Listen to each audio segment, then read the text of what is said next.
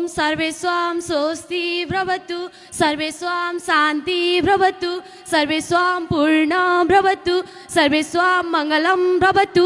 धन्यवाद कार्यक्रम सञ्चालकज्यू, आदरणीय यस कार्यक्रमका सभाध्यक्ष महोदय, प्रमुख अतिथिज्यू, विशिष्ट अतिथिज्यू, अन्य अतिथिज्यूहरू, निष्पक्ष निर्णय गर्न बस्नुभएका निर्णायक मण्डल, विभिन्न जिल्लाबाट प्रतियोगितामा सहभागी हुनुहुने मेरा प्रतियोगी मित्रहरू र उपस्थिति सम्पूर्ण शिक्षक शिक्षिकाज्यूहरू, यस सभालाई सफल बनाउन र आफ्नो मन शान्तिका लागि उपस्थिति हुनुभएका सम्पूर्ण श्रद्धालु भक्तजन, आमा बुबा, दाजुभाइ, दिदीबहिनी लगायत यहाँ उपस्थिति सम्पूर्ण विद्यार्थी साथीहरू, म यसै गण्डकी प्रदेश म्याग्दी जिल्ला रघुगङ्गा गाउँपालिका वडा नम्बर 2 श्री मुक्तिधाम माध्यमिक विद्यालय कक्षा 10 मा अध्ययनरत छात्रा रेजिना भण्डारीको तर्फबाट स्वीकार्नुहोस् न्यानो अभिवादन। आज मिति 2082 साल जेठ 12 गते गण्डकी प्रदेश पोखरामा स्थित यस गण्डकी कोठीहरूले आयोजना गरेको वक्तित्व कला प्रतियोगितामा मेरा विचारहरू व्यक्त गर्न पाउँदा अत्यन्त गौरवशाली महसुस गरेको छु। आजको यस वक्तित्व कलाको शीर्षक रहेको छ सनातन संस्कृति गण्डकी कोठीहोम र हामी विद्यार्थी। यो विषय केवल एक धार्मिक अथवा सैद्धान्तिक विषय होइन, यो हाम्रो पहिचान, जीवनशैली र अस्तित्वसँग गहिरो रूपमा गाँसेको विषय हो। धर्म, संस्कृति र यज्ञ यी कुनै पृथक कुरा होइनन्, यी एकअर्कासँग गाँसेका अभिन्न अङ्ग हुन् जसले हामीलाई हामी बनाउँछन्। सनातन संस्कृति जस्ता वैदिक धर्म, हिन्दू धर्म वा ऋषि मार्ग पनि भनिन्छ, यो केवल एक संस्कृति होइन, यो एक जीवन पद्धति हो जुन कहिले सुरु भएको थिएन र कहिले अन्त्य हुँदैन। संस्कृति विशिष्ट जगत प्रतिष्ठा अर्थात् संस्कृति नै सम्पूर्ण जगतको आधार हो र वैशुदैव कुटुम्बकम अर्थात् सम्पूर्ण विश्व नै एक परिवार हो भन्ने भावना दिने संस्कृति हो सनातन संस्कृति। सनातन संस्कृतिको परिभाषा कुनै एक ग्रन्थले, एक सन्तले वा एक युगले दिएको होइन, यो त हजारौं वर्षदेखि हाम्रा ऋषि मुनिहरूको तपस्याबाट उत्पन्न ज्ञान, दर्शन र व्यवहारको संग्रह हो। यही संस्कृतिले संसारलाई सहिष्णुता, करुणा, कर्मयोग र आत्मदर्शन सिकाएको छ।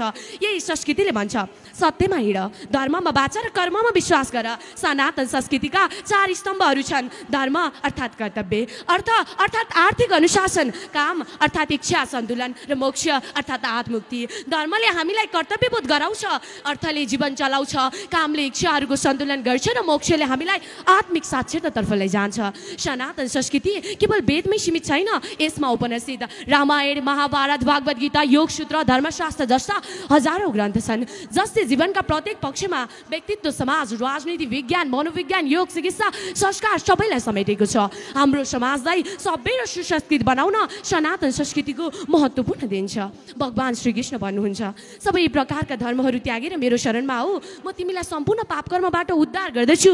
नडराऊ सभा अध्यक्ष महोदय, जीवनका यिनै पक्षको जगेर्ना गर्ने र राष्ट्र शान्ति, विश्व कल्याण एवं आम नेपालीको सुख, शान्ति तथा समृद्धिको कामनाको हेतुले श्री मानव सेवा फाउन्डेसन नेपालले मिति 2082 साल वैशाख 17 गते अक्षय तृतीयादेखि जेठ 26 गतेसम्म पोखरा स्थित श्री सदाशिवजी सिद्धेश्वर हरिहर मन्दिरले भोगचलान गरेको गुठीको जग्गामा ऐतिहासिक श्री गण्डकी शतकुण्डिया गायत्री कोठीहोम विराट महायज्ञ सञ्चालन गरिरहेको छ।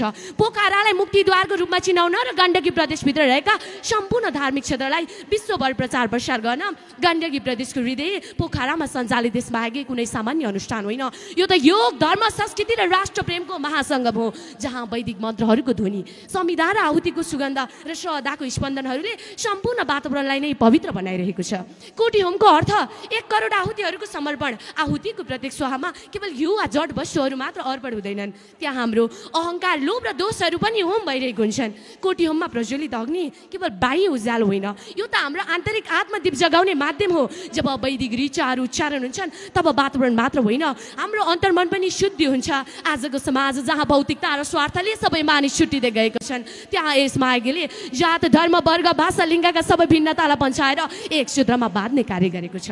गण्डकी क्षेत्र जसलाई सनातन धर्मको पवित्र भूमि र सभ्यताको शाश्वत आधार मानिन्छ। गण्डकी भूमि जहाँ हाम्रा ऋषि मुनिहरूले ध्यान, योग र वैदिक ज्ञानको गहन अध्ययन गर्नुभएको थियो। त्यसैले गण्डकी प्रदेश केवल भौगोलिक सुन्दरतामा मात्र होइन, धार्मिक, सांस्कृतिक र ऐतिहासिक दृष्टिले समेत अद्वितीय रहँदै आएको छ। गण्डकी कोठीहोमबाट हामी विद्यार्थीहरूले पनि धर्म, संस्कार र संस्कृतिको ज्ञान प्राप्त गरेका छौँ। विद्यार्थी यो देशको भविष्य हो। भोलि देशमा धर्म, संस्कार र संस्कृतिको जगेर्ना गर्ने दायित्व आजका हामी विद्यार्थीमा हुनेछ। हाम्रो धर्म, संस्कार र संस्कृतिको महत्त्व वर्तमान समयमा कम हुँदै गइरहेको छ। गण्डकी कोठीहोमले एउटा आशा मात्र जगाएको छैन, हामी जस्ता कलिला विद्यार्थीहरूको दिमागमा यसको संरक्षण, प्रचार प्रसार र व्यावहारिक अभ्यास गर्नुपर्छ भन्ने कुरामा पनि भन्ने कुरा पनि सिकाएको छ। आज हामी सबै अब सनातनी संस्कृतिको संरक्षण गर्ने हो भने तपाईँ आफ्नो घर विद्यालयमा बालबालिकालाई धर्म संस्कार र नैतिकताको कुरा सिकाउनुहोस्। अब यहीँबाट सुरु हुन्छ धर्मको प्रबन्धन संरक्षण र प्रचार। केवल हामी जाग्नुपर्छ, बहलाई जगाउनुपर्छ। हाम्रो संस्कृति, हाम्रो अस्तित्व, हाम्रो आत्माको स्रोत नै सनातन संस्कृति हो, जसको पुनरास्थापन यसको मार्गले बसालिरहेको छ। यसको ज्ञान अमर छ, मूल्य शाश्वत छन्द मार्गदर्शक सार्वभौमिक। जब जब हामी संस्कृतिदेखि टाढा गयौँ तब तब समाजमा अराजकता आयो। जब जब हामी संस्कृतिसँग जोड्यौँ तब तब समाजमा शान्ति, समृद्धि र सन्तुलन आयो। त्यसैले संस्कृतिसँग जोडिनु भनेको केवल भूत सम्झिनु होइन, संस्कृतिसँग जोडिनु भनेको भविष्य बनाउनु हो। अन्त्यत म के भन्न चाहन्छु भने यही भविष्यको सग श्री गण्डकीको छेउ मार्गका सङ्कल्पकर्ता बाल योगेश्वर विजय श्री कृष्णमूर्ति महाराजज्यूले बसाल्दै आउनुभएको छ।